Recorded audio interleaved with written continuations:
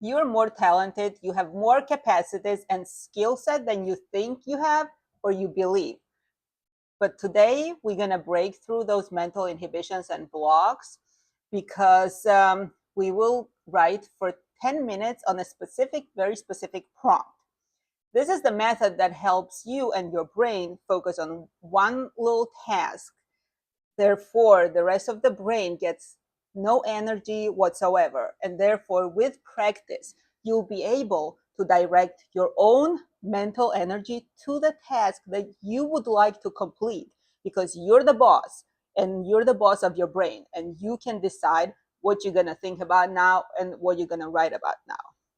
Anyway, this is the July 4th weekend, and it's a very important anniversary, 250th anniversary of the United States of America, Independence Day, and I cannot not make an episode about this because it's a relevant subject, it's a very relevant country, and a lot of people have different feelings about this.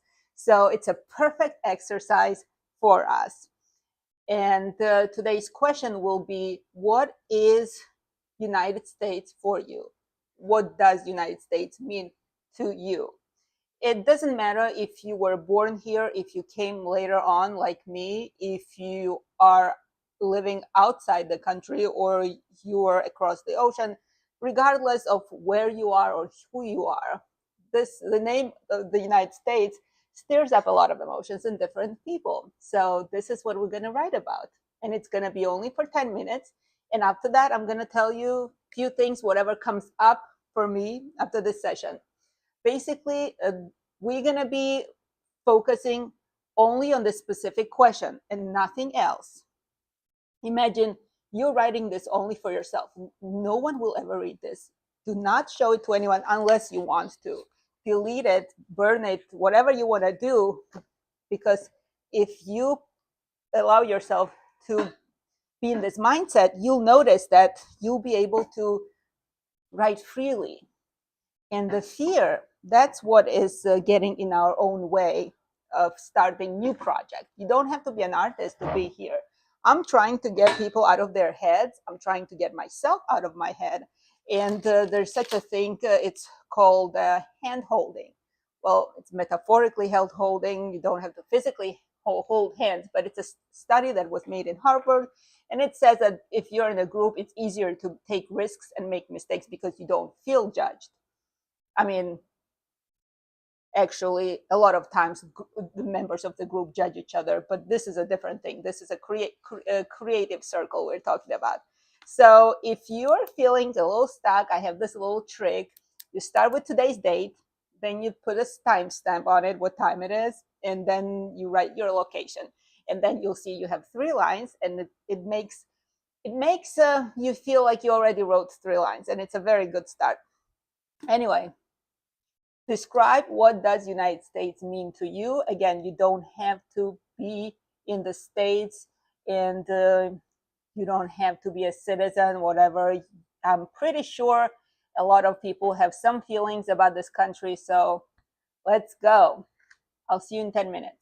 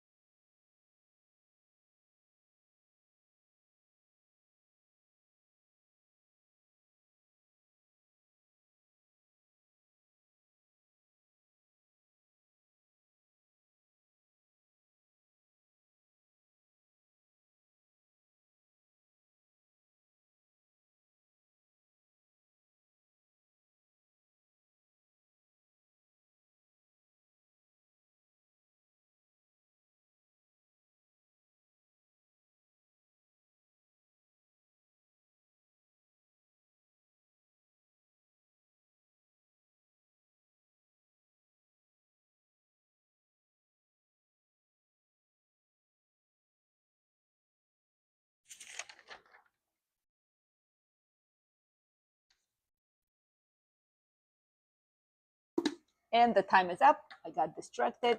I am back.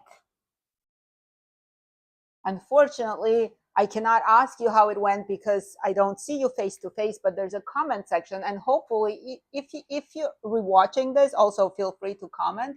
And I would be happy to read other people's experiences. Again, I don't ask what you wrote about here because the whole gist of this show is that we allow ourselves to be as truthful as we can be in that moment on the paper. So whatever you wrote here, it's for you, it's on you, and you are free to discard it or to publish it. So America, what does it mean to me? It means a lot of things, a lot of good things. And emotionally, it means freedom. It sounds very cliche, but for me, freedom is the internal, unshakable sovereignty over my own life. It's different from liberty. We're talking about internal freedom. And while I was born and I was raised in the country of Georgia, former Soviet country of Georgia, across the ocean until the age of 16, I was 16 when I first stepped my foot on the United States soil. It was Chicago, the point of entry. And since then, while I physically went back, I never really returned. My mind, my soul, and my spirit somehow stayed here. And why? Because I found myself, I had enough courage here specifically to align myself with the values of this country. And I feel like I'm consciously aligned with what this country represents. And I would like to say that I'm very grateful and I cherish my origin a lot. The country where I was born and raised is the country of my origin. And it's I cannot call it home anymore because I have been far removed from it for such a long time. And it's not just physically. I'm not talking about um, physical distance. It's about spiritual distance. It's about mental distance. That I have made United States my home. And to explain it better, without the guilt and without the shame, and just as for the sake of explanation, to the best of my ability. So imagine you have a high school teacher, and the high school teacher was amazing, and you learned everything that you could have learned. They taught you everything they could have taught, and the high school is over, and the teacher can no longer follow you to college. This is how I feel about where I'm from. I feel like the high school ended, and then I had to go to college, and my college is here, and I'm still learning and graduating. Hopefully, someone out there enjoyed this exercise. I'll be doing this next Sunday with a friend. He's a musician. He's an amazing guy, and I think you will enjoy his perspective of music and also creating and how he sees art.